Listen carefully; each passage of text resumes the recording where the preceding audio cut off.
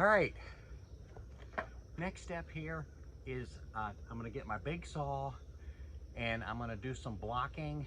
It sounds funny when I'm cutting on a block, but I'm gonna do some blocking on this dog. A couple of things to watch out for. First, set your saw in where you want it on one side very gently. Watch your angle of the bar, and then watch the total angle of the chain, because you want your chain level to be straight across. So you put it into your block on this side, and then you want to get it level. And a lot of times I just cut it off, or I stop and I lean around and I make sure that my bar is in the right place on the other side, because I don't want a lopsided dog. I don't want him to look normal on one side and be all skinny and whacked out on the other. So watch both of those angles. Assume this is my chainsaw bar and the chain's running this way.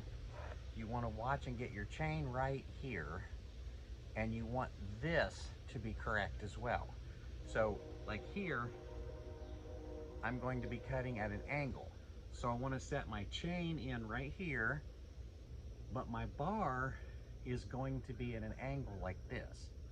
So I'll set it in, I'll match it on the other side, and when I'm completely sure that I'm not cutting his nose off on the other side, then I'll start making my progression through this path here.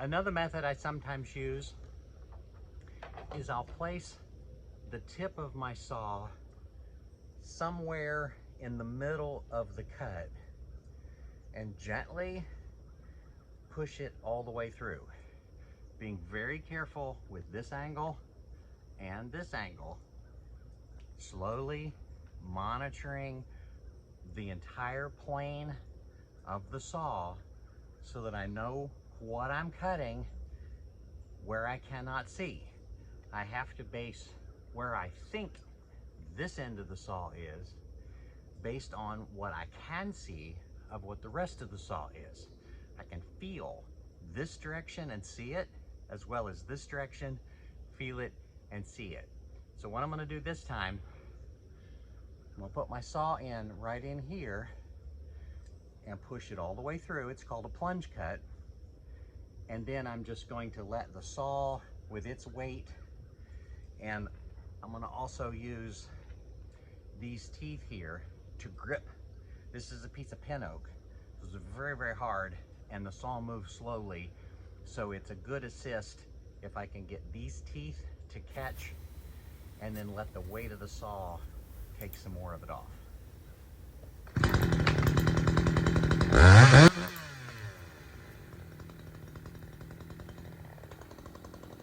I'm showing you here the two different axes to make sure that you really get straight.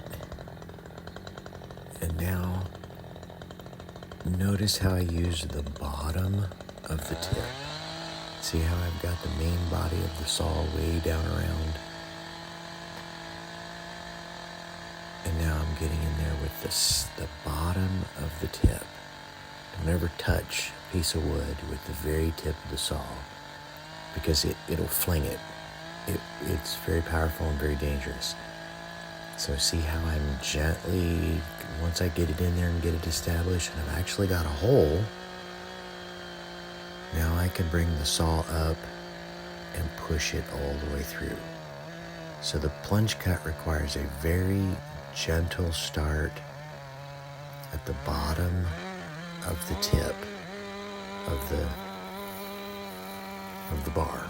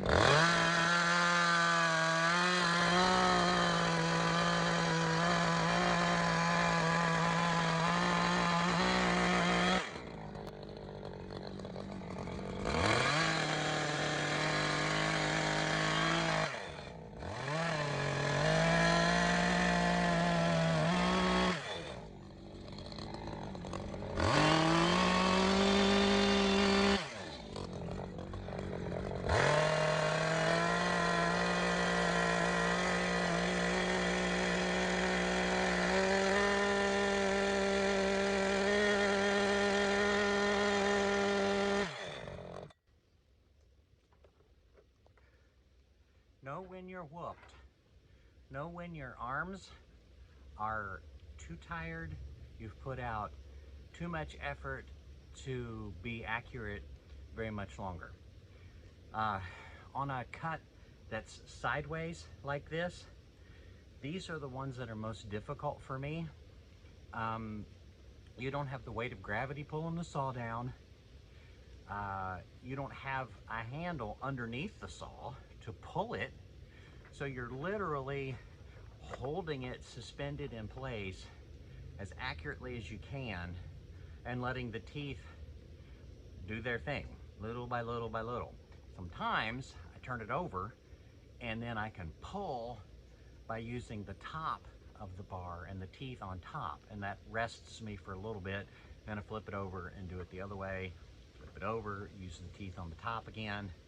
But today, I am too far spent to even use those tricks.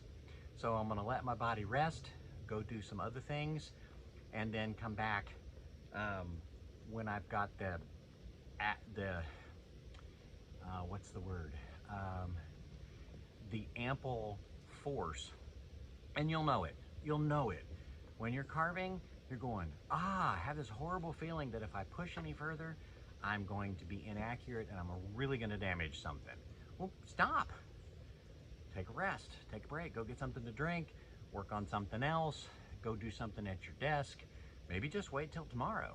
But the key is, don't push it when you're tired.